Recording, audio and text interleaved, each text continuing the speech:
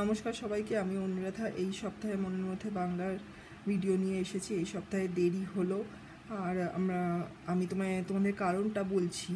আমি shooting recording তো করে ফেলেছিলাম, কিন্তু স্পেস প্রবলেমের জন্য দুবার সেই রেকর্ডিংটা ক্যান্সেল হয়ে গেল আর কি। আর আমাকে আবার করার জন্য তার আগে স্পেস খালি করতে হলো, সেটা নিয়ে বেশ অনেকটা সময় ঝামেলা চললো। আমি কোনোভাবেই আর কি চেষ্টা করেও পারলাম না যে স্পেসটা খালি করে সময় মতো তোমাদের এই ভিডিওটা শ্যুট করে পাঠাই। থার্ড টাইম করছি এটা আমি শুটিং, আর জানি না এবার এডিট করতে পারবো কিনা, কারণ অলরেডি বেশ দেরি হয়ে গেছে। আজকে মঙ্গলবার আমাদের এখানে, আমি চেষ্টা করবো আজকে রাত্রের মধ্যে যদি আপলোড করতে পারি, কিন্তু বড্ড দেরি হয়ে গেল। আমি ভীষণভাবে ক্ষমা চাইছি, কিন্তু স্পেস কনসার্ন ইজ হিউজ আর কি। তো যাই হোক, আমি আজকে বেশি দেরি করব না, তাড়াতাড়ি করে ভিডিওটা শ্যুট করে নিই।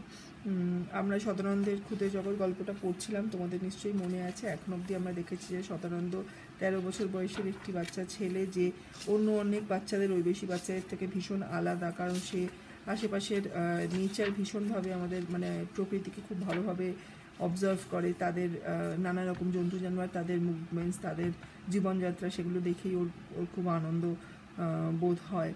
তো এইরকমভাবেই ও অন্য বাচ্চাদের থেকে আলাদা, অনেক বেশি ইম্যাজিনেটিভ, অনেক বেশি কল্পনাপ্রবণ, অনেক বেশি সেন্সিটিভ। আর এই গল্পটায় সদানন্দ পিঁপড়েদের সঙ্গে বন্ধুত্ব করার চেষ্টা করছে নানাভাবে। আমরা দেখেছি যে 1 বছর আগে সদানন্দর খুব জ্বর হয়েছিল, এবং তখনও কুলকুচু করে কিছু জল বাইরে ফেলেছিল, তাতে একটা কালো পিঁপড়ে ডুবে যাচ্ছিল। সেটা দেখতে পেয়ে তাড়াতাড়ি ব্লটিং পেপার দিয়ে শুষে নেয়, এবং তখন সে পিঁপড়েটার সঙ্গে বন্ধুত্ব করার চেষ্টা করে। পরের দিন সেই পিঁপড়েটা আসে, এবং পিঁপড়ের জন্য ও একদানা চিনি রেখে দেয়, আর সেইটা নিতে পিঁপড়ে তার বাকি বন্ধুদের নিয়েও আসে। তারপরে সদানন্দ স্কুলে যায়, কারণ ওর স্কুল শরীর ঠিক হয়ে, জ্বর ঠিক হয়ে গেছে বলে স্কুলে যেতে হয় ফেরত। কিন্তু ও রোজ 2-1 দানা চিনি রেখে দিত, আর সন্ধেবেলা এসে দেখতো যে সেই চিনির দানা গায়েব হয়ে গেছে। তার ওর বন্ধুত্ব পিঁপড়েদের সঙ্গে আরও বেশি পাকাপোক্ত হচ্ছে। এরপর স্কুলের একদিনের ঘটনা, যে ওর হিস্ট্রি টিচার বা ইতিহাসের টিচার হানিবাল বলে একজনের ঘটনা ওদের পড়াচ্ছিলেন, যে তার সৈন্যদের নিয়ে লাইন করে অ্যালপস পাহাড় ডিঙিয়ে গিয়েছিল ইটালিতে আক্রমণ করবে বলে। এবং হঠাৎ ওর মনে হয়েছিল যে সেই অ্যালপস পাহাড় সৈন্যদল যেন ওর কাছে পিঠেই আছে। ও আশেপাশে তাকিয়ে দেখলো যে একটা বেশ কিছু পিঁপড়ে আর কি লাইন দিয়ে সারি দিয়ে লাইন করে, সারি দেওয়া লাইন করে যাওয়া, সেরকমভাবে দেওয়ালের নিচের দিকে একটা ফোকর দিয়ে বেরিয়ে যাচ্ছে।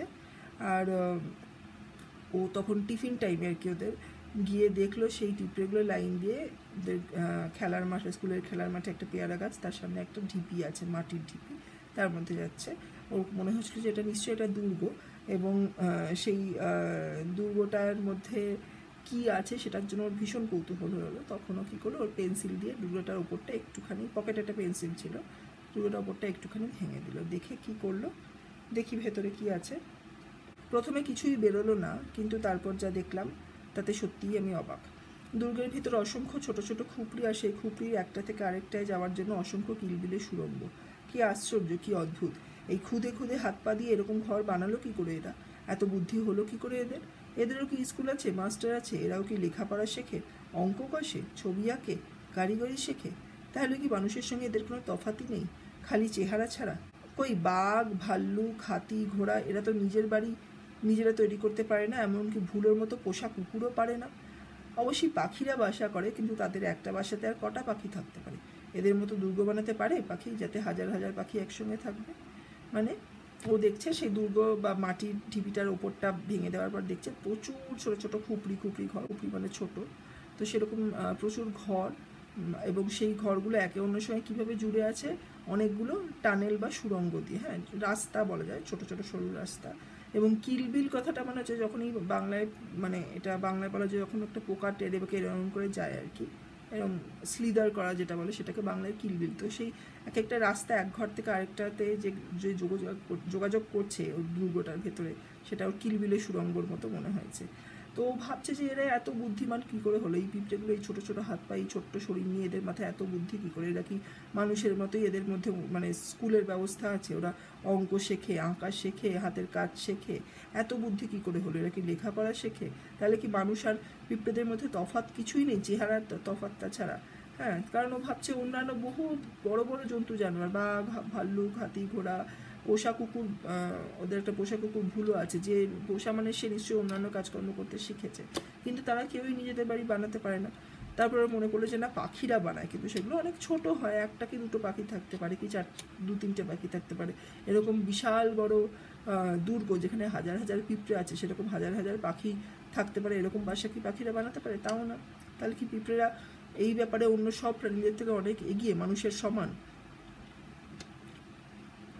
দুর্গের খানিকটা ভেঙে যাওয়াতে পিঁপড়েদের মধ্যে খুব গোলমাল করে গিয়েছিল। আমার খুব কষ্ট হলো, মনে মনে ভাবলাম এদের যখন ক্ষতি করেছি তখন এবার উল্টে কোনো উপকার করতে হবে, তা না হলে আমাকে ওরা শত্রু বলে ভাববে, আর আমি সেটা মোটেই চাই না। আসলে তো আমি ওদের বন্ধু। তাই পরদিন স্কুল যাওয়ার সময় মা আমাকে যে সন্দেশটা খেতে দিয়েছিলেন তার অর্ধেকটা খেয়ে বাকি একটা শালপাতায় মুড়ে প্যান্টের পকেটে নিয়ে নিলাম। স্কুলে পৌঁছে ক্লাসের ঘন্টা পড়ার আগেই সেটা পিঁপড়ের ঢিপির পাশে রেখে এলাম। বেচারাদের নিশ্চয়ই খাবার খুঁজতে অনেক দূর যেতে হয়, আজ বাড়ি থেকে বেরিয়েই দেখবে খাবারের পাহাড়। এটা কি কম উপকার হলো? তো ও কী করলো, ও ভাবলো যে আমি যে ওদের ঢিবিটা ভেঙে দিয়েছি তাতে তো ওদের মধ্যে খুব গোলমাল পড়ে গিয়েছে, কারণ ওরা বুঝতে পেরেছে একটা অসুবিধা হয়েছে, ওদের বাড়ির খানিকটা ভেঙে গেছে। যে কোনো মানুষেরই বাড়ি ভেঙে গেলে তো তাদের বিপদ হয় বা তাদের মানে খারাপ লাগে, তেমনি এই পিঁপড়েগুলোরও খারাপ লেগেছিলো। আর ও ভাবছিল যে এই কারণে পিঁপড়েগুলো নিশ্চয়ই সদানন্দকে নিজেদের শত্রু মনে করছে, কিন্তু সদানন্দ বন্ধুত্ব করতে চায়, তাই ও ঠিক করলো যে ওদের কিছু একটা উপকার করবে যাতে পিঁপড়েগুলো ওকে বন্ধু ভাবে। পরদিন ওর মা যখন খাবার সময় সকালবেলা স্কুলে যাওয়ার আগে যে খাবার দেওয়া হয়েছিল ব্রেকফাস্ট, তাতে সন্দেশ দিয়েছিল, সেই সন্দেশের অর্ধেকটা খেলো, বাকি অর্ধেকটা ও শাল পাতায় মুড়ে ওর প্যান্টের পকেটে ঢুকিয়ে নিল।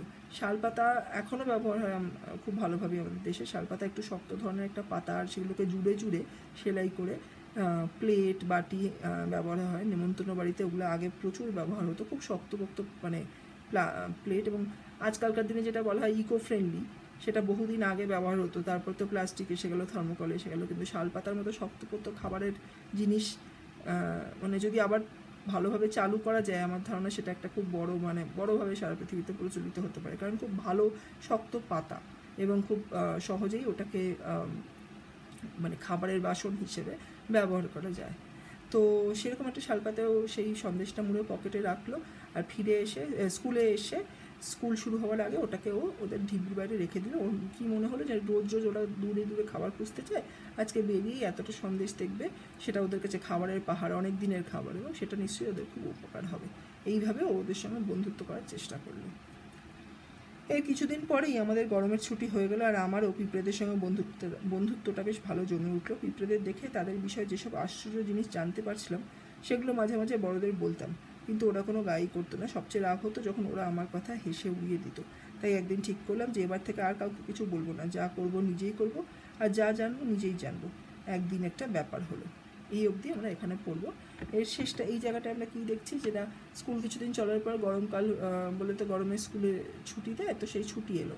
তখন ওর বাড়ির কাছে পিঠে যে পিঁপড়েগুলো ছিল তাদের সঙ্গে সদানন্দের বন্ধুত্বটা আরও বেশি গভীর হলো। আর ও খুব ভালো করে ওদের নজর করতো, ওদের জীবনযাত্রা লক্ষ্য করতো, ওরা কীভাবে নড়াচড়া করে, কী কাজ করে, সেগুলো দেখতো, সেগুলোর খুব ইন্টারেস্টিং লাগতো, খুব ভালো লাগতো ও দেখতে। আর ও কাদের সঙ্গে শেয়ার করবে, আশেপাশে ওর যে গুরুজনরা তাদের সঙ্গে শেয়ার করার চেষ্টা করতো, বড়দের সঙ্গে শেয়ার করার, কারণ মানে বন্ধুরা এটা শুনতে চাইবে না সেটাও জানতো। ও মাথায় কত রকম ইমাজিনেশন আসতো, আর ও কারোর সঙ্গে ভাগ করার জন্য ওর বাড়ির গুরুজনদের বড়দের সঙ্গে শেয়ার করতো, কিন্তু কেউই ওর কথাটায় পাত্তা দিত না, উল্টে কেউ খুবই হাসাহাসি করতো। তখন ওর খুব রাগ হতো। কিছুদিন এরকম যাওয়ার পর ও ঠিক করলো যে না, আর কাউকেও কিছু জানাবে না বড়দের সঙ্গে। সেই জন্যই ওরা যেমন শুরুতেই গল্পটা বলেছিল যে আমাদের সঙ্গে মানে পাঠকদের সঙ্গে এই গল্পটা ভাগ করে দিচ্ছে, কারণ বড়দের জানালে বড়রা খুব একটা পাত্তা দেবে না। ওর মাথায় এত ইমাজিনেশন এই আশেপাশের জন্তু জানোয়ার নিয়ে, প্রকৃতি নিয়ে, সেগুলোকে বড়রা পাত্তা দিত না। আনফর্চুনেট ব্যাপার, খুবই মানে কল্পনাকে যদি মানে আমরা প্রশ্রয় না দিই তাহলে মানুষের বিকাশ ঘটার একটা লিমিটেশন হয়। আজকালকার দিনে সেটা খুবই বলা হয় যে মানে ভাবনা চিন্তাটাকে আরও জাগিয়ে তোলার জন্য কল্পনা করার ক্ষমতাটাকে আর কি আরও বেশি মানুষের প্রশ্রয় দেওয়া উচিত বাচ্চাদের মধ্যে। তো যাই হোক, কিন্তু তখনকার দিনে তো এরকম মানে অতটা মনে হতো না, এতটা অন্যরকম ভাবনা চিন্তা ছিল। তাই সদানন্দর গল্প টল্প শুনে, পিঁপড়ে নিয়ে অবজারভেশন, ইমাজিনেশন বা নানা রকম মানে কল্পনা শুনে বড়রা হাসিতে উড়িয়ে দিত। তখনও ঠিক করলো এরপর থেকে যা করবে নিজেই করবে, মানে অবজার্ভ করা, কিছু ওদের হেল্প করা, কিছু লিখে রাখা, সেগুলো নিজে করবে, আর সেগুলো নিজেই জানবে, কারোর সঙ্গে আর ভাগ করে নেবে না। তো এরকম ভাবলো। তারপরে একদিন একটা ঘটনা ঘটলো। কী ঘটলো সেটা আমরা পরের দিন দেখবো। আপাতত আমি ইংলিশটা পড়ি। Hello all, hope you are doing good. Today we will be talking about the next part of the story, Shodanonder Khude Jogot. As yet we know that Shodananda is a 13-year-old boy who likes to observe nature and its creatures. He loves to watch all the animals around like grasshoppers, squirrels, ants, crows, and gets immense joy watching their antics. A year ago when he had fever, he almost made an ant drown in the water gurgled outside on his window. But he noticed on time and saved the ant. Then he tried to befriend the ants by keeping granules of sugar on his windowsill, happy to find them gone when he would be back from school. At school, one day he noticed many ants moving systematically in a line out inside a mound of mud near the guava tree at his school ground. It looked like a fort to him, with a door at the bottom from where the ants entered. Highly imaginative boy, Shodananda then wondered if the interior of that pile really looked like a fort. He couldn't hold his curiosity and used the pencil in his pocket to remove just a bit of mud from the top of that pile. So we'll start here today. The first two paragraphs. প্রথমে কিছুই বেরোলো না, কিন্তু তারপর যা দেখলাম তাতে সত্যিই আমি অবাক। দুর্গের ভিতর অসংখ্য ছোট ছোট খুপড়ি, আর সেই খুপড়ির একটা থেকে আরেকটায় যাওয়ার জন্য অসংখ্য কিলিবিলি সুড়ঙ্গ। কি আশ্চর্য, কি অদ্ভুত! এই খুদে খুদে হাত পা দিয়ে এরকম ঘর বানালো কি করে এরা? এত বুদ্ধি কি করে হলো এদের? এদেরও কি স্কুল আছে, মাস্টার আছে? এরাও কি লেখাপড়া শেখে, অঙ্ক কষে, ছবি আঁকে, কারিগরি শেখে? তাহলে কি মানুষের সঙ্গে এদের কোনো তফাতই নেই, খালি চেহারা ছাড়া? ওই বাঘ, ভাল্লুক, হাতি, ঘোড়া এরা তো নিজের বাড়ি নিজেরা তৈরি করতে পারে না, এমনকি ভুলোর মতো পোষা কুকুরও পারে না। অবশ্যই পাখিরা বাসা করে, কিন্তু তাদের একটা বাসাটায় কটা পাখি থাকতে পারে? এদের মতো দুর্গ বানাতে পারে পাখি, যাতে হাজার হাজার পাখি একসঙ্গে থাকবে? So this paragraph says that when Shodananda used his pencil to remove a bit of mud from the top of that mound or pile of mud, he initially didn't find anything, but later noticed something which completely blew him away. Inside that fort or mound of mud were several tiny chambers connected by a network of tunnels, many tunnels. It was really a startling discovery for Shodananda, and he wondered how did these tiny ants make such rooms with having such tiny limbs. How were they so intelligent?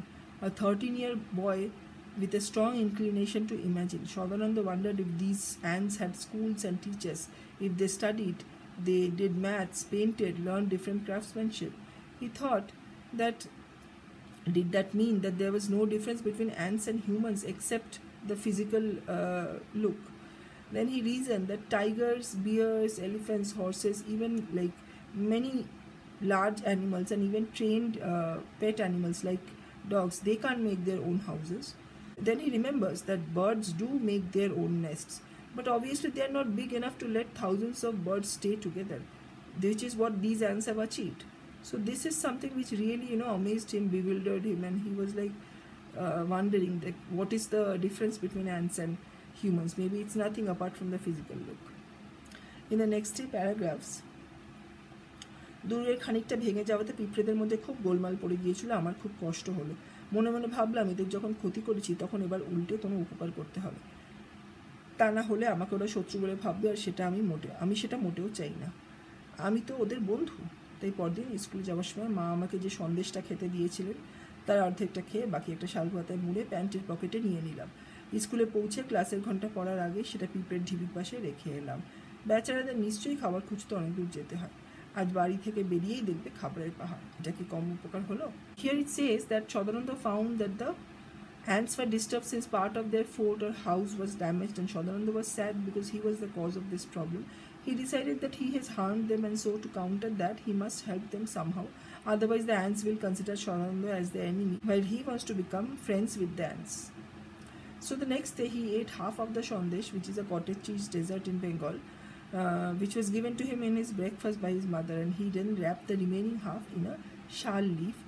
Shal leaves are specifically used to make utensils like plates and bowls. They are very sturdy, and if revived, that habit is revived these days, they would be really a hit in this age of awareness about eco-friendliness. So then he wrapped the remaining Sandesh in the shal leaf and put it in his pocket. Then he went to school, and before the classes started, he went and kept that Sandesh near the fort of the ants. So that the ants they don't have to wander far away for food from their house. Instead, they can just come outside and find a huge amount of food right outside their house. Shodanonder hoped that this would be a good help for the ants. Next line and paragraph and one line. এর কিছুদিন পরেই আমাদের গরমের ছুটি হয়ে গেল, আর আমার ও পিঁপড়েদের সঙ্গে বন্ধুত্বটা বেশ ভালো জমে উঠলো। পিঁপড়েদের দেখে দেখে তাদের বিষয়ে যেসব আশ্চর্য জিনিস জানতে পারছিলাম সেগুলো মাঝে মাঝে বড়দের বলতাম, কিন্তু ওরা কোনো গায়ে করতো না। সবচেয়ে রাগ হতো যখন ওরা আমার কথা হেসে উড়িয়ে দিত। তাই একদিন ঠিক করলাম যে এবার থেকে আর কাউকে কিছু বলবো না, যা করবো নিজেই করবো, আর যা জানবো নিজেই জানবো। একদিন একটা ব্যাপার হলো। So we'll read till here.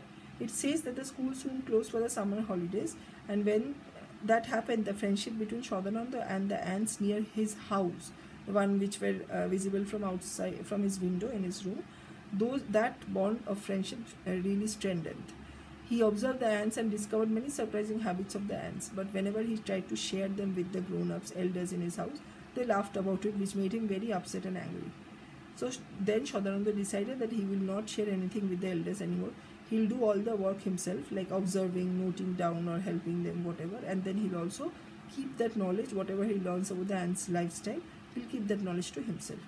But then something happened one day. Now what happened, we'll obviously talk about that the next day. Till then, as I always say, like, share, subscribe, comment, keep Bangla in your hearts, and we will see you next week. Take care.